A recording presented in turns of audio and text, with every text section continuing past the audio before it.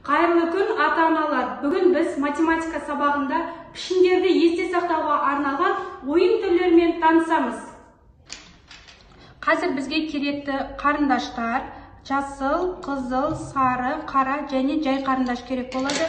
Сызғыш, қайшы, әртүрлі пішіндер, түрлі түсті қызыл, жасыл, қара және жасыл түсті пішіндер керек.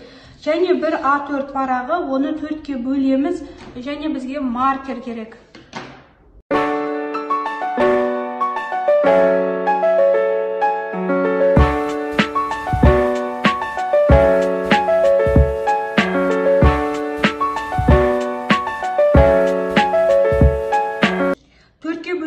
А4 парағын тағыда 4-ке бөліп шығып, оның үстіне пішіндер салып шығамыз. Яғни мына жаққа салынған пішіндер түрлерін мына жаққа басқаша қылып саламыз, орындармен ауыстырып 4 параққа салып шығамыз.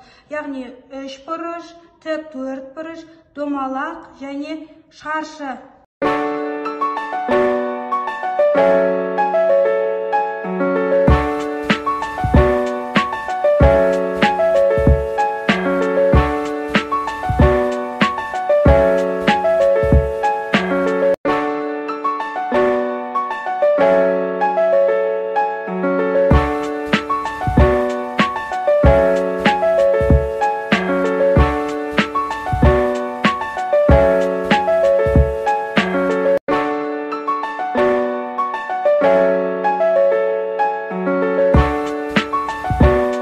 Пішіндеріміз дайын, яғни ойын ойнауға болады.